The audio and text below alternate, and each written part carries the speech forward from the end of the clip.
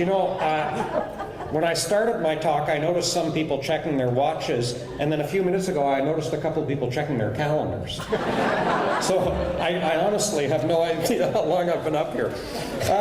Let me just say that attitudes about mental illness form very, very early. We have really good research evidence on the formation of stigmatizing attitudes towards people with mental illness among children in grade 3. And it's not like they have any understanding of what mental illness is. They just know that people with mental illness are lazy, evil, and stupid.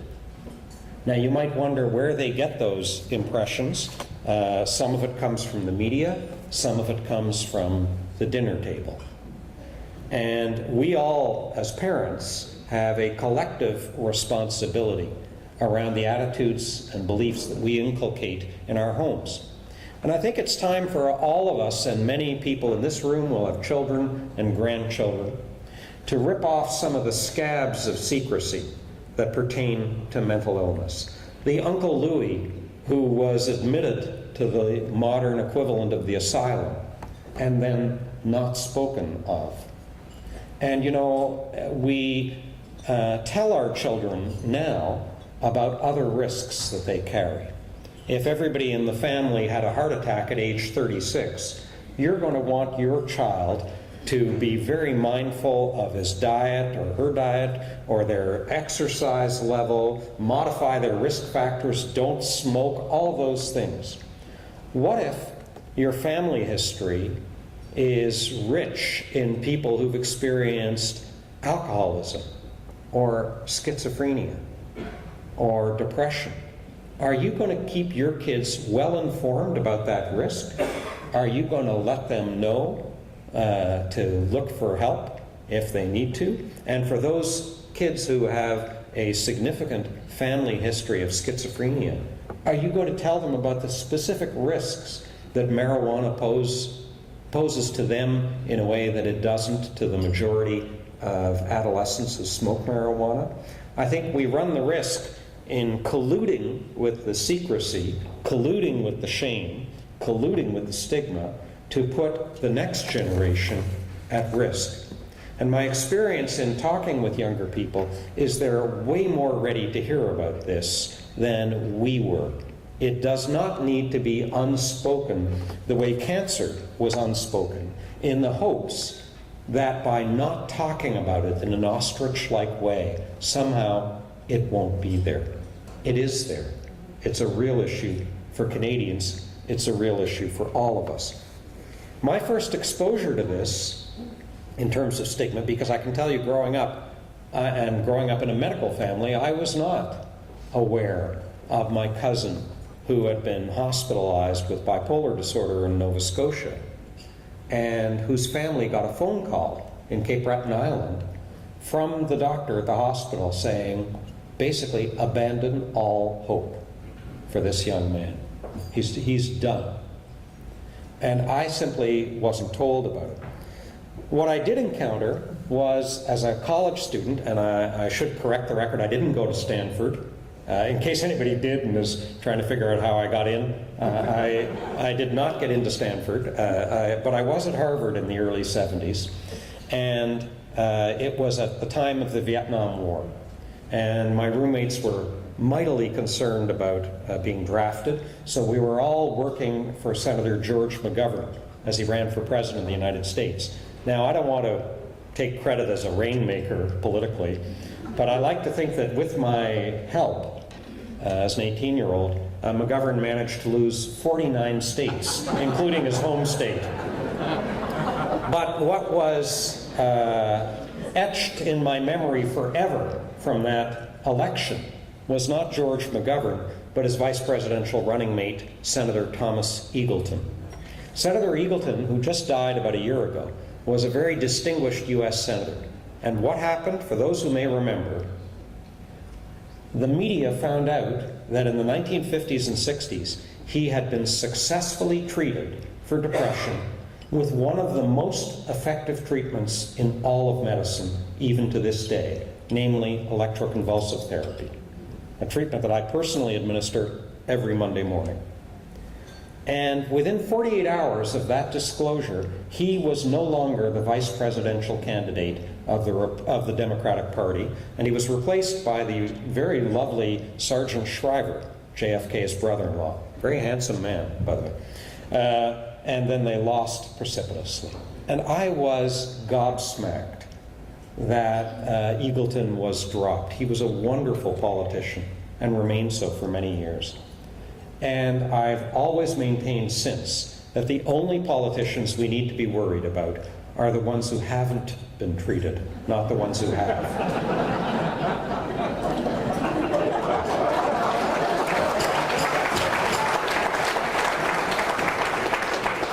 And look, our own Bob Ray from Ontario has been very open about the struggle he faced with depression. Our Prime Minister, Stephen Harper, has been generous in his financial support for the Mental Health Commission of Canada, because his family too is no stranger to mental illness. This is a completely non-partisan issue, but we still have a long way to go. When Jeff Gallop, the Premier of Western Australia and a wildly popular Premier, resigned suddenly in 2006, he went on national television in Australia and he said the following: "It's my difficult duty to inform you today that I'm currently being treated for depression. Living with depression is a very debilitating experience which affects different people in different ways. It has certainly affected many aspects of my life. My doctor has advised me that with treatment, time, and rest, this is very curable. However, I cannot be certain how long I will need. My commitment to politics has always been 100% plus. I now need that time to restore my health and well-being." And he exited the political stage, and he was celebrated across Australia for speaking candidly, not using the usual political trope of suddenly discovering an intense need to spend more time with his family. I mean, the reason many of them went into politics was to spend less time with their families. So it's never been plausible as an excuse in my view. I want to say something. We're involved at CAMH in a major redevelopment, and I know you have recently completed here the development of a new psychiatric inpatient unit, and you've integrated it in a meaningful way into a general hospital. So you have fought that trend, which is to isolate and to separate. We're doing it a little bit differently because we're a 600-bed psychiatric and addictions facility and an academic health science center devoted exclusively to those areas. And we've got a big piece of land and an opportunity to complete a $1 billion redevelopment on the CAMH grounds. And so we're doing so, but we're also trying to fight that isolation by situating it plunk in the middle of a residential neighborhood. And our goal is actually to erase the lines between the hospital and the neighborhood, so that fully 50% of the 2.6 million square feet that we're putting up of space is for non-CAMH purposes. So we've got private and public sector involvement. We're building affordable housing on the property, retail outlets, there's going to be a theater, all kinds of things intermingled with the buildings of the hospital, so that people are coming onto the grounds of the hospital for all kinds of reasons, so that people who live in our neighborhood feel this is their neighborhood, and so that the lines get erased. But I would encourage you with your unit to think about recapitulating an exercise that's been done in England. To look, and it's a very simple study to do, at the numbers of flowers and get well cards that you will find on your psychiatric inpatient unit at your hospital, compared to the flowers and get well cards on the medical, surgical, and obstetrical units of your hospital. And I bet you will recapitulate the results from Britain, which is that it is markedly reduced on the psychiatric unit. I'm ashamed to tell you that for a 600-bed hospital like CAMH, we have no gift shop. We have no gift shop because we don't have the human traffic of visitors to support the business model of a gift shop. And that's a terrible reflection on our society. You can go into the smallest community hospital in rural Ontario, there's a gift shop, because that's how we express our support for people when they're ill. And unfortunately and historically, the response to people when they're mentally ill is often to back away. Now, families know all too well how isolating this can be, even in terms of their connection with other families, and they quickly find out who their friends are. But it extends to the workplace as well. Now, I'm seated at a BMO table this evening, and I'm delighted to be there. And I had the opportunity a number of years ago to speak to the wealth managers of a downtown bank in Toronto. Now, again, for confidentiality reasons, obviously I can't disclose which bank. The letters O, M, and B were all in the title of the bank. But beyond that, I'm not going to say anything. And we had a Q&A after my part of the talk was over. And of course, that's when you find out what people actually wanted to hear about, as opposed to what I talked about. It's always the most interesting part. And there were about 50 of these wealth managers, largely, I would say, alpha male wealth managers, but there were some women there as well. And one of the women stood up, and she said, I just want to say something. I've been working with this group for the last decade. 3 times in the last decade, I've had to take a sick leave. I have bipolar disorder. And 3 times I've been ill. And each time I had to be in the hospital. And when I came back, I just want to say that not one of you said to me, "How are you? What happened?" She said, "It wasn't a matter of confidentiality. I would have told you if you had asked me. And it would have meant so much to me if you had just asked me those simple questions. How are you? What happened?" And she was crying at this point. And one by one, each of these people stood up and said, "Well, actually, you know what? My brother has schizophrenia. My daughter has anorexia nervosa. My mother drank herself to death." And suddenly they discovered, this group of 50 people, that this was a common experience for all of them as they thought about their own families.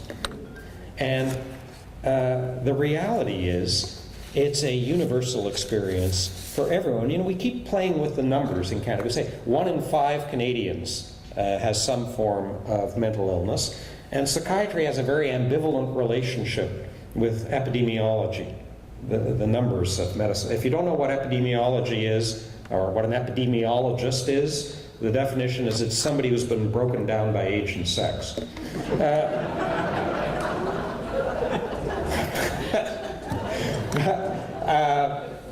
When we say 1 in 5 Canadians every year, our worry is if we make the number too low, we'll be obscure. And if we make the number too high, we'll look ridiculous. We'll look like we're medicalizing all of human experience. But I think the 1 in 5 number relates to all forms of mental illness. If we're talking about severe and persistent mental illness, it's about 3% of the Canadian population. But for all of us, this is something that's within our sphere. I spoke to the undergraduate kinesiology class at York University a couple of months ago. And when I arrived at York, for those of you who haven't been to York University, you need to leave the day before from downtown Toronto. It's really far north. And it was an 8:30 a.m. lecture. There were 1,000 kinesiology students there. So if you are worried about an incipient shortage of kinesiologists, fear not, they're out there. And I asked them, and they're all in their early 20s, how many of you know somebody at this point in your growing up who died by suicide? 3/4 of the kids put their hands up. This is everybody's experience. So I think in the interest of people's grumbling stomachs, because I can hear you from here, I'm going to draw my remarks to a close. There's lots more I could say about this topic, but it's really Heather's work, so I should attribute it to her. But I want to remind you that as we push so hard to improve our treatments, to come up with better approaches, that along with that has to come a fundamental shift in our attitudes towards people with mental illness. Because ultimately, there's nobody in Canada who can stand up and honestly say, not my family. No one has been touched in my family. So that it is in fact not the responsibility of the Mental Health Commission or the mental health professions. It's actually the responsibility of all Canadians who care about a civil society to work toward the end of stigma and discrimination towards people with mental illness and their families, and to remember simply that it's not them, it's us. Thank you very much.